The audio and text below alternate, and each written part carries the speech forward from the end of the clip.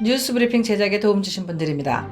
경험과 실적이 증명하는 김효지 부동산 전문인, 절세의 지혜를 나눠드립니다. 이상회계법인, 당신의 편에서 보험사를 상대해주는 제이슨문 손해사정사, 한 곳에서 시작되는 안정된 미래 선우앤선우 종합보험, 30년 손맛 케이터링의 명가 참사랑, 20년의 경험과 실력과 노련함 우리들 척추신경원, 학자금과 대학 입시 상담은 AGM 인스티튜트, 고객과 직원을 지켜주는 스니즈가 지금 주문하세요. 배너앤프린트, 홍성구의 뉴스 브리핑 지금 시작하겠습니다. 로컬 소식입니다.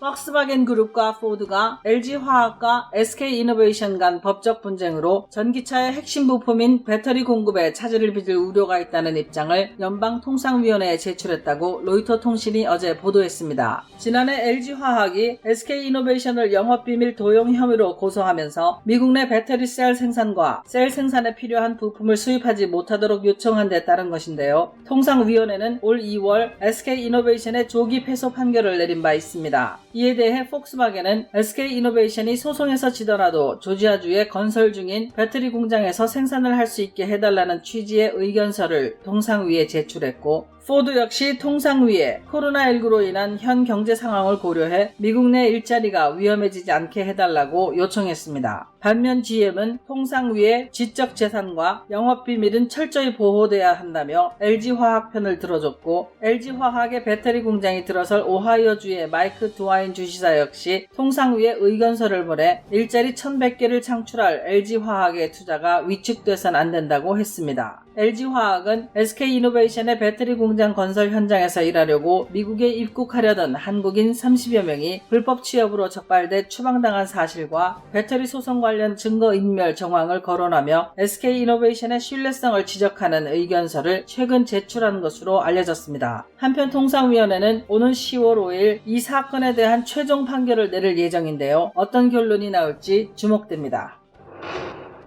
애틀랜타 한인회가 코로나19 여파로 인터넷 사용이 커진 데 대응해 모바일 앱 디지털 광장을 론칭했다고 밝혔습니다. 애플 앱 스토어, 구글 플레이 스토어에서 애틀랜타 한인회를 검색하면 다운로드 받을 수 있습니다. 이번 앱은 서강대 한재영 교수가 창업한 모바일 플랫폼 전문회사 더봄S가 지난 1월 뉴욕 한인회, 4월 LA 한인회 등 여러 한인회 모바일 앱을 무료로 만들어주는 봉사활동을 펼치고 있는 것의 일환으로 개발된 것입니다. 한편 한인회는 웹사이트에 아마존 스마일 페이지를 새로 추가했습니다. 아마존 스마일은 아마존 스마일 웹사이트에서 물건을 구입할 때 비영리 단체를 선택하면 해당 단체의 구매 금액의 0.5%가 기부되는 프로그램입니다. 한인회 측은 아마존 스마일을 통해 본인 부담이 전혀 없이 한인회에 도움을 줄 수 있다며 한인들의 참여를 당부했습니다.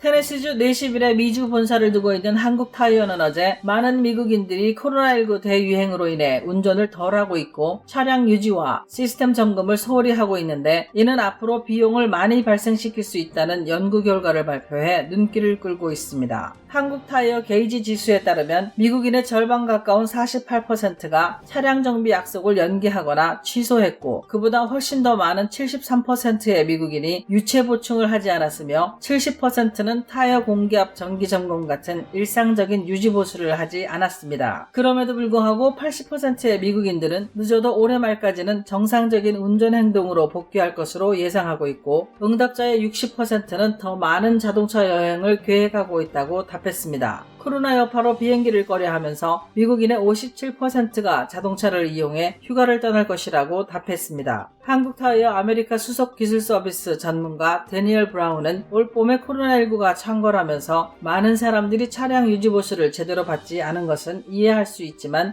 응답자들이 차량 유지에 덜 집중하고 있다는 설문조사 결과는 앞으로 운전할 기회가 더 늘어나면서 기계적인 문제로 연결될 가능성이 커지는 것이라고 말했습니다.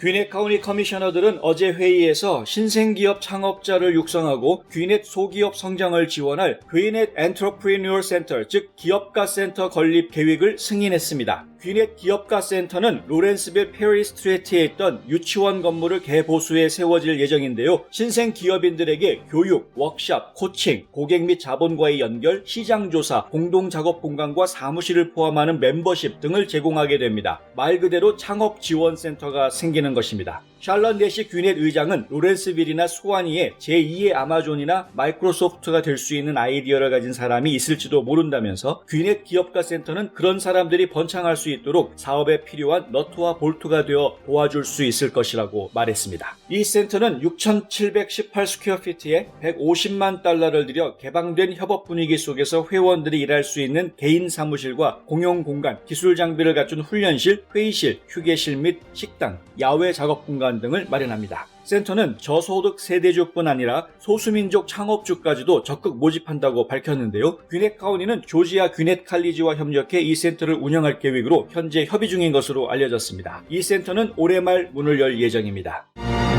제5회 애틀란타 문학상을 공모합니다. 미국 동남부 지역에 거주하는 한인이면 누구나 참여할 수 있으며 미발표 신작 작품을 시 부문은 최대 5편, 수필 부문은 최대 2편을 우편이나 이메일로 8월 31일까지 보내시면 됩니다. 수상자에게는 대상 상금 1,000달러를 비롯해 상금과 상패 및 등단 증서가 수여됩니다. 제5회 애틀란타 문학상은 제1IC은행이 특별 후원합니다.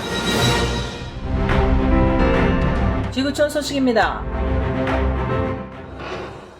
미국 국무부가 어제 휴스턴 주재 중국 총영사관을 폐쇄하라고 중국에 요구했습니다. 중국 외교부는 브리핑에서 미국이 잘못된 결정을 즉각 취소할 것을 촉구한다며 미국이 고집을 부린다면 중국은 단호한 조처를 할 것이라고 밝혔습니다. 환구시보는 휴스턴 주재 총영사관은 중국이 미국에 가장 처음 개설한 총영사관으로 미국 측은 이 총영사관을 72시간 이내에 폐쇄하라고 요구했는데 이는 미친 행동이라고 비난했습니다. 미 국무부는 이번 중국 총영사관 폐쇄 요구가 미국의 지적재산권 및 국민의 개인정보 보호를 위한 것이라고 밝혔습니다. 모건 오테이거스 국무부 대변인은 미국은 중국이 우리의 자주권을 침해하고 우리 국민을 위협하는 것을 용인하지 않겠다면서 이같이 밝혔다고 로이터 통신과 AFP 통신이 보도했습니다. 한편 중국은 미국 조치에 대한 맞대응으로 우한 주재 미국 영사관 폐쇄를 검토하고 있다고 로이터 통신이 보도했습니다.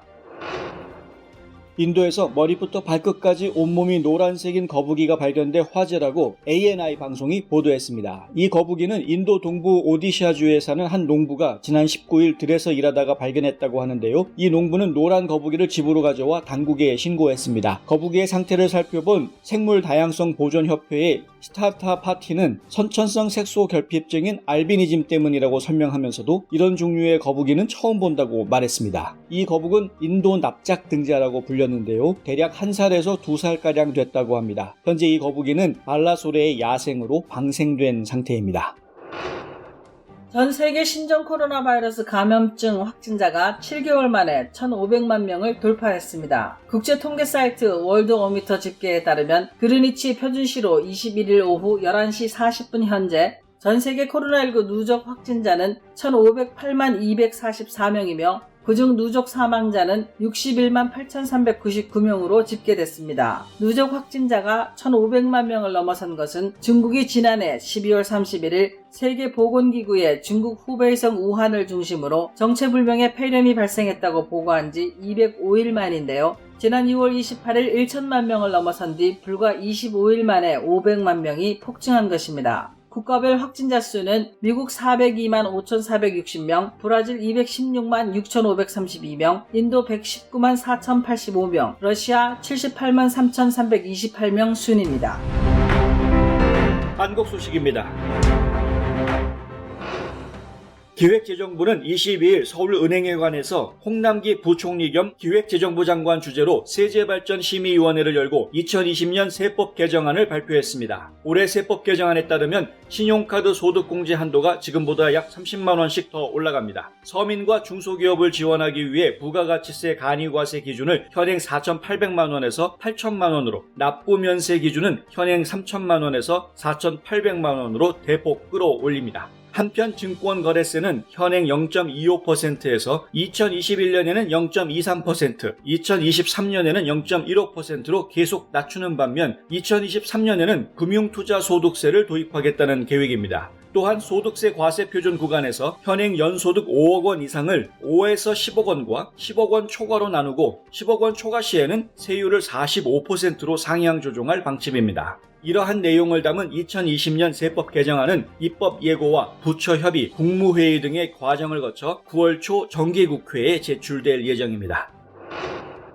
동물해방물결 등 8개 동물권 단체는 오늘 세계 저명인사들이 서명한 개 도살 금지 공개 서한을 청와대에 전달했다고 밝혔습니다. 문재인 대통령을 향해 축산법상 가축에서 개를 빼는 방안을 검토한다던 2018년 공식 발표에 따라 개 도살 및 거래 금지를 약속하라고 촉구하는 내용인데요. 서한에는 할리우드 스타 클린 이스트우드, 킴 베이싱어, 알렉 볼드윈과 영국의 동물행동학자 제인 구달, 호주 철학자 피터 싱어 등이 이름을 올려 눈길을 끌고 있습니다. 한국에서는 배우 진서연, 김효진, 이엘, 가수 요조, 최재천 이화여대 석좌교수, 더불어민주당 한정혜 의원, 표창원 전 의원도 뜻을 함께 했습니다.